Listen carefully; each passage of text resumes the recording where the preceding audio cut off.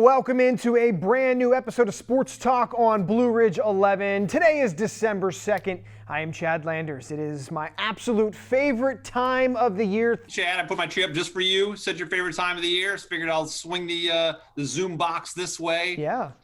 And excited to be here tonight. Thank you, guys. Love it. I think it was a scramble play. I think the play was set and it didn't work out. And we just it's one of those things where we had Jared had good vision and found Ryan in the end zone after, we protected him. He scrambled a little bit and found him. So that's what it was. I found Ryan in the end zone play. You look back at that game and you think the weather conditions, it is going to be a low scoring affair. Well, on the contrary, a game that featured 8 lead changes. I mean, there were big plays all over the place. Ryan Dennis took a punt back 73 yards in the third quarter. They were so consistently brilliant year after year after year. And then to finally get to a state championship game, and you have this unbelievable challenge in front of you of a blizzard.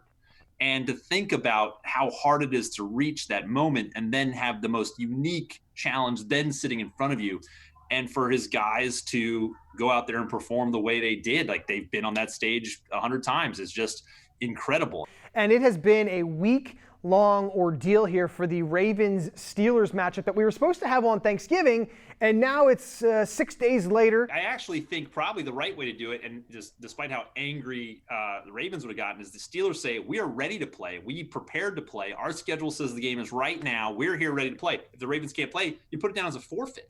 And I think that's probably the best way you get through the season, as opposed to trying to move these games. Now you're playing a Wednesday at 3:40. I think it's going to come to a situation where at some point there's going to be some teams that just don't play a complete season, but that cash register keeps ringing, and that's what's driving them forward. Go ahead, Mike. Make the case for the Washington football team to win the NFC East this year when many thought they might finish in the basement. I don't think it's a hard case to make at this point. The Washington football team will win this division.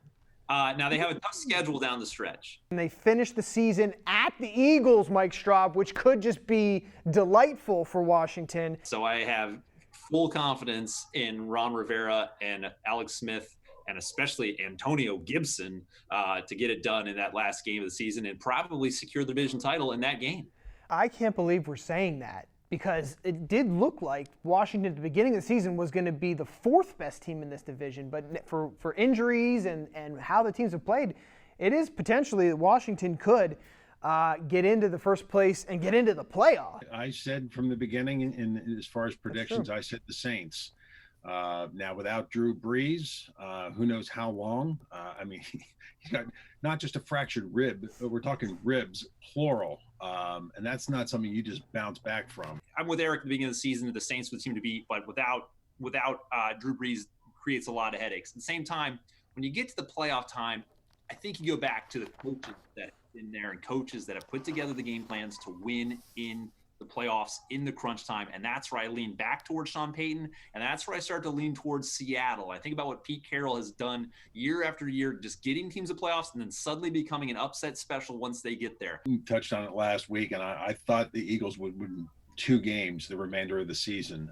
That might get reduced to 1. Aaron Rodgers passes the 50,000-yard passing mark last weekend. And this is where he kind of stands right behind John Elway. But Aaron Rodgers will be remembered as absolutely on the Mount Rushmore of his time in the NFL. I think that you put him in the same category as a guy like Roethlisberger when you say years when you think, oh, they're going to be down, suddenly they win 11 games because a guy like Aaron Rodgers refuses to give up on his team. And so he absolutely will be a Hall of Famer. And that goes without saying. He'll pass Elway, and I think I wouldn't be surprised if he gets to 60,000, whether it's as a member of the Green Bay Packers or not, because if the Packers decide to go in a different direction, somebody's going to land Aaron Rodgers, and I still think he has plenty of good years in front of him. Have you seen this? Out of a helicopter into an airplane, Mike Straub. Love it. I mean, it's a worldwide pandemic, guys. You got to make the most of it. You can't, all your favorite stores are limited. You know, you can't go out to eat with your buddies. So I'm going to skydive out of a helicopter into a plane in groups of less than 6. I love it. More of them.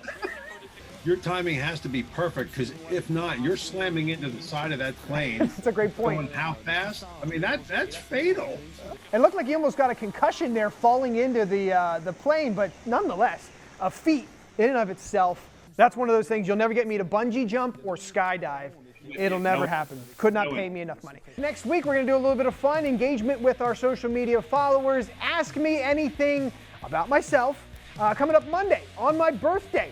It'll be all day long. That's our show. Thanks for watching. We'll see you again next week. Same time, same place, same friendly face right here on Blue Ridge 11. Thanks so much for joining us. It's great to be back. We'll see you next week right here on Blue Ridge 11. Good night.